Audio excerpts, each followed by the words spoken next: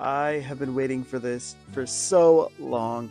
Hey everybody, my name is Batu and welcome to the Pokemon Black version Plushlocke. Now, if you are new to my account, I actually did a Pokemon Crystal Plushlocke recently and we actually defeated it.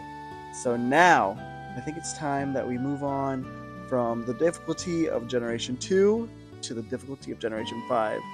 Because my favorite game in all of the franchise is right here. And that, my lovely viewers, of course, being black and white. So we're going to start with our intro. As we keep on going through this, I'm actually going to explain what a Plushlocke is. Because if you didn't see Pokemon Crystal, you probably would not know that. But a Plushlocke is a Pokemon Nuzlocke of whatever game you might want to play. However, with the rule set of a normal Nuzlocke, I'm kind of doing hardcore rules. I'm just kind of keeping at the limit of the actual gym leaders. However, my other stipulation is as long as I have a Pokemon plush of it, I can catch it. That means whatever amount on the roots I could catch, but that kind of gets stifled by the fact that I need to have a Pokemon plush of it to actually evolve it. That meaning, say I have a Oshawott plush, which I definitely have a lot of Oshawott plushies. I can keep on going because I have a Dewott and a Samurott plush. However, another example is if I have a Joltik plush, which I also have a Joltik plush, then I sadly can't use Galvantula because I don't have a Galvantula plush. So it's gonna really be adding a bunch of more difficulty to the game. But now we get to pick our starter. I already put it right there so you guys can see. And while I would love to use Snivy, and I would definitely love to use Oshawott, I think there's only one bright option for me for the reasons that I'll actually explain a little bit later that we get into the game. You probably already know this if you've seen my collection videos, but if not, it will definitely be explained to you guys a little bit later. But we're going to start off with our first battle against Bianca. And after defeating her, we are able to finish off with that first battle, making a huge mess of our room. And now Sharon's going to want a piece of us. So we got to share Sharon exactly what we have in store for him for the rest of the playthrough. My poor little Oshawott, we had to knock him out, but you know what? We just got to get through this little part. And now that we defeated them, we're going to leave and go find Professor Juniper.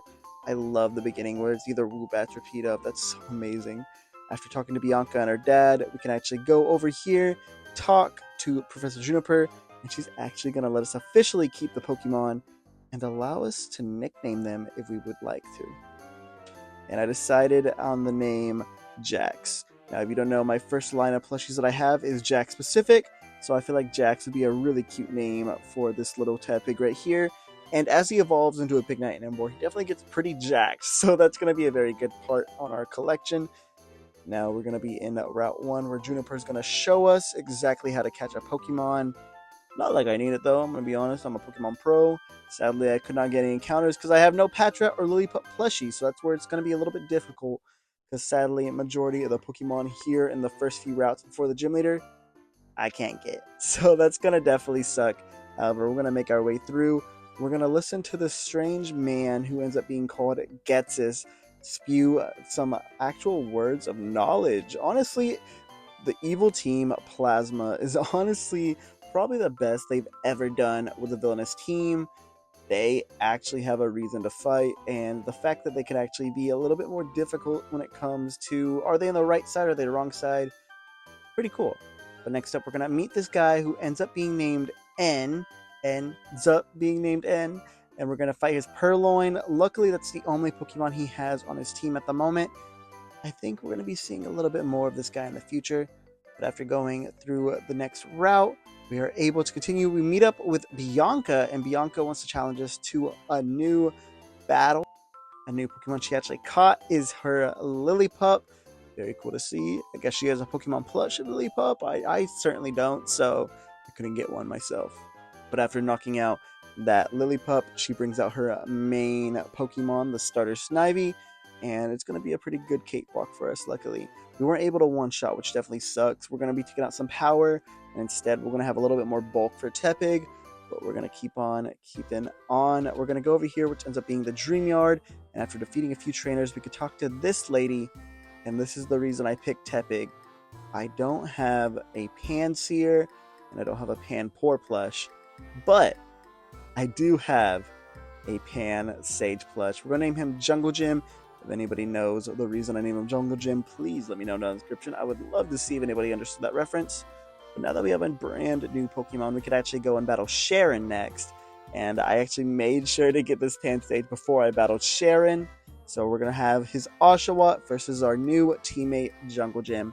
Now, sadly, I don't have a Semi-Sage plush, so as soon as it becomes a little bit more difficult to use Pan Sage, we're probably going to have to swap him out or something like that. I don't know, though. We'll figure that out as soon as we can. But he is able to defeat Oshawott. Again, my poor little baby taken out. But it's okay. One day we'll get Oshawott on a playthrough like this. Next up, he's going to send out Purloin, who we're just going to Ember. Assist right here was very scary considering that the Purloin actually got Water Gun. That was definitely the most terrifying I've been in a little while. But we were able to defeat Sharon after a few more embers. He actually gives us a few Oran Berries, which we really appreciate it. And after that, we can officially meet up with Gym Leader Silent. Cannot wait to challenge him. So we're going to get through here. And after defeating a few trainers and doing this little puzzle, which I really like this puzzle, although I keep on forgetting about how it's supposed to be, whether it's supposed to be greater than or less than in effectiveness. But now we can officially challenge Gym Leader Silent. But it turns out there's 3 brothers here, and I gotta take out the one that my Pokemon starter is weak to. So that means we're gonna be taking on Gym Leader Crest. I have not taken on Gym Leader Crest in so long because Oshawott is usually my Pokemon teammate that I pick. And as well as that, we have Snivy was the last one I actually used on my Instagram playthroughs, which feel free to check out my Instagram as well. I have a lot more plush content on there.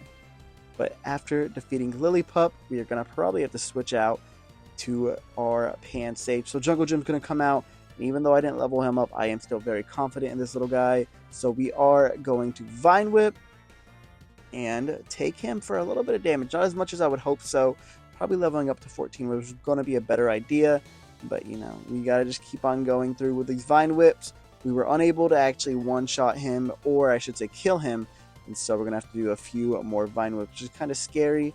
However, even though he is about the middle of the way for health, we were able to get the victory. That Oranberry proc definitely helped us out for the long run. I'm very happy about the fact that we were actually able to defeat this gym leader without losing any Pokemon, because we have a very limited amount of Pokemon that we could actually use, especially ones that are going to be very useful for the time being until the end of the game, which is definitely going to be the goal for here. But yes, that is going to be it for this first part. I usually put these things in parts and then release it as a full movie. So yeah, I'll see you guys next time. Peace out.